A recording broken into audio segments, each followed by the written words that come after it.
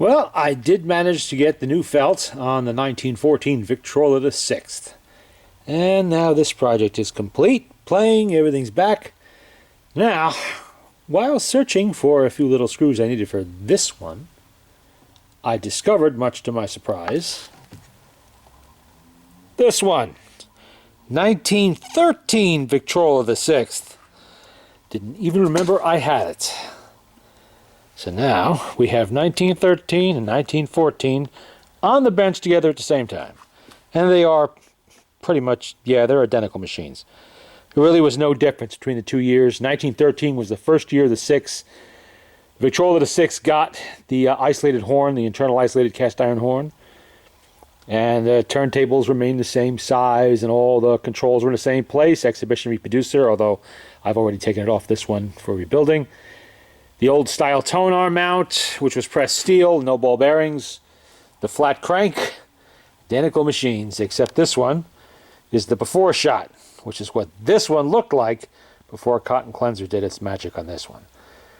And I can see already that somebody in the past has replaced the felt. You can always tell.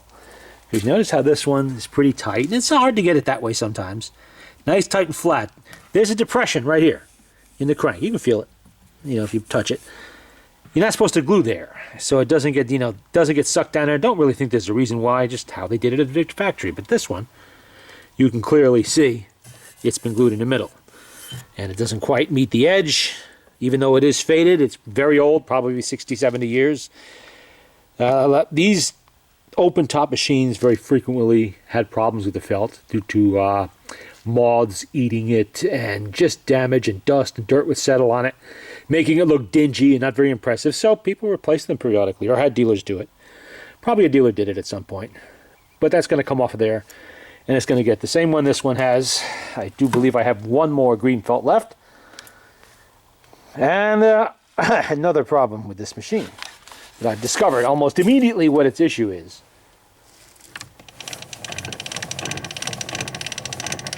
Notice how quickly that turntable spins when I crank it? Broken spring. One of the two main springs is definitely broken. So I'm going to hope that I have another set of springs for this in stock, because I had to replace the springs on the 1914 because they were two different sizes. One was larger than the other, and obviously different springs. And when you replace these, always best, one, in a multi-spring machine, you must have the springs the same size. Both of them, or all three of them, or all four of them, same size. And two, it's best to replace them at the same time in pairs, even if the other one's not broken. This way, you get the same spring tension, you get a brand new spring and a kind of a half-weak spring. You don't want that. So it's best, even though it's a little more expensive, to do both of the springs or all of the springs at the same time. Same machine with the same. Wow, this one did not have broken springs. It did have the wrong springs. Well, one of the springs was a correct for the Model 6. The other one was for an 8, was a little bit longer, which is perfectly fine. You see, this machine and the Victrola the 8, which was the lidded model, the smallest of the lidded machines, tabletop machines, they had the same exact motor, which is a little bit smaller than the one used in the Victrola the 9th. Victrola the 9th, the main springs in that one are, what are they, 1.5 inches, I think they are, 1.25 inches, 1.5 inches, something like that. I think they're bigger anyway. Thicker, fatter, and longer. And what they would do is when you bought the 6, they gave you a shorter spring. You know, the more you paid, the more you got with Victor, and they gave you a shorter spring. Still worked just fine. Machine will play a couple records, no problem. But when you moved up to the 8, they would advertise as having a more powerful 2-spring motor. Yeah. What they didn't tell you is the only reason it was more powerful is because they put longer springs in it. Everything else is exactly the same. So what I did with this one is I put a set of springs in it for the 8. So now this is a 6 with the power of an 8. And I may have to do the same thing with this because I think I still have some 8 springs up there, the longer springs. Let's take a look under the hood. Much to my surprise, this motor is actually, you really can't see it. Let me get a flashlight on that. This motor is surprisingly clean. Really clean.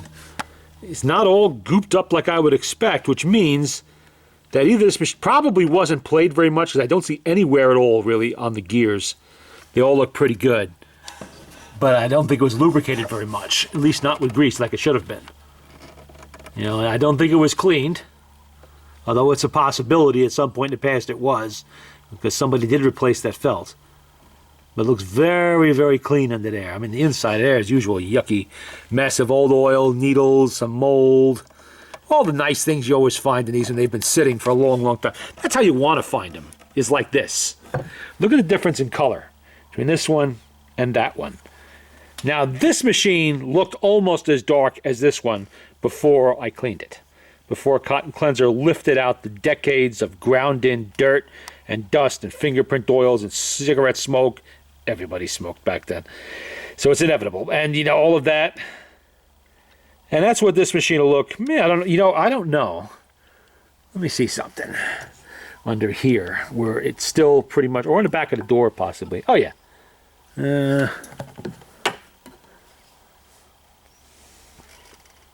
That does look a little bit darker, doesn't it?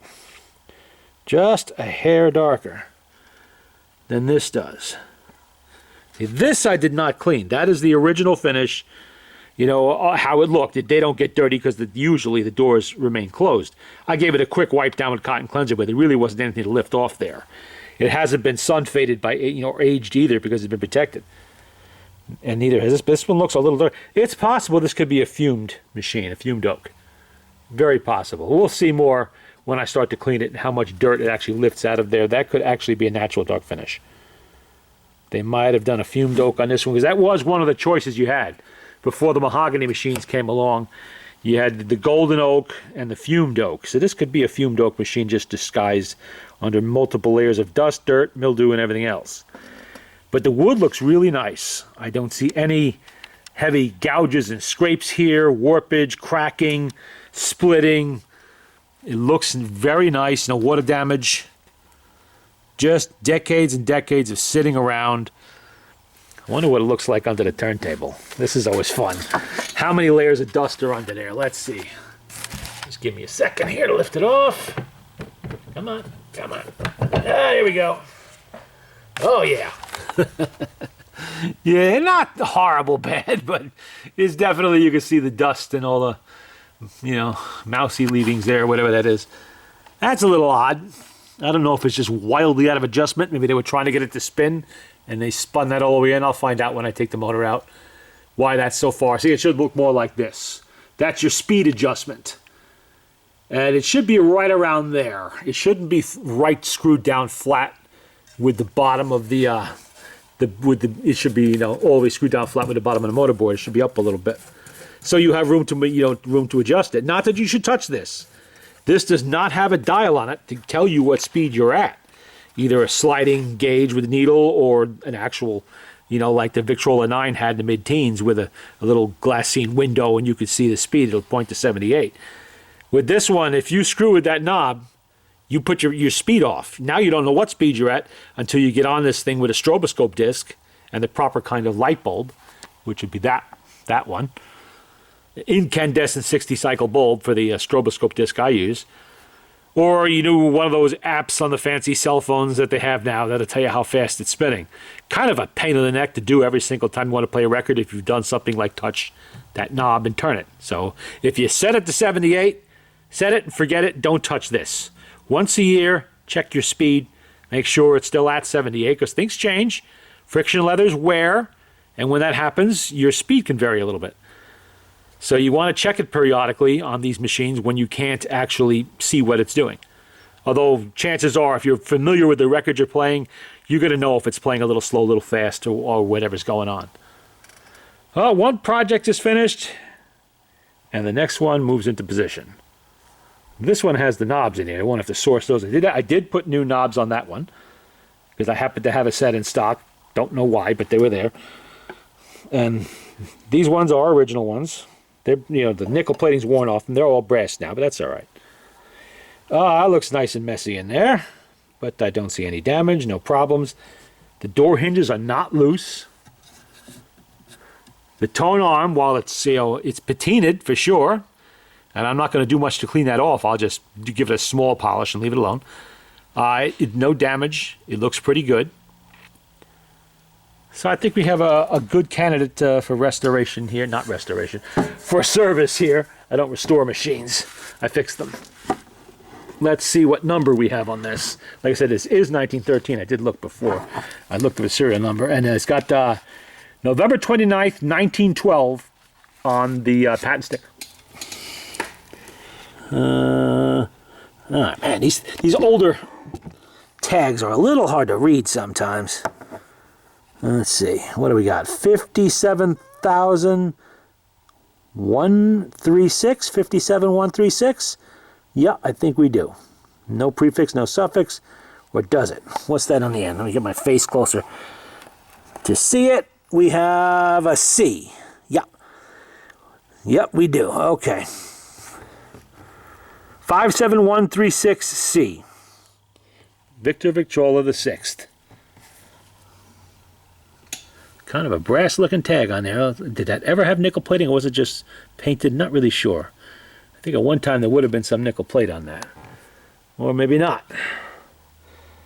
That side's got a little bit more alligatoring on it than the other side does, but maybe that was facing out to something, who knows. But it looks pretty good. All around. See, a lot of times with these, you got to be a little on the aware when you buy one of these older ones, these first generation 6s, because they didn't have the blade hinges up here. They had the cabinet hinges, and if these get a little loose, a lot of times the doors get taken off or they fall off, and nobody puts them back on, and you end up with a machine that's just that. It still plays just fine, but you can't control your sound. Doesn't look as nice on the shelf, you know, with the doors. That was a kind of a Victor trademark, you know, having the doors like that. In fact, it was patented for many years till the patents ran out in, I believe, the late teens or early 20s. But that's a look at the 1913 Victrola the Sixth. First look at it. Now I have to go see if I have a set of springs for it, or if I need to let my fingers do some walking on eBay or whatever to get some new ones. Or just call George Valima. I know he's got them.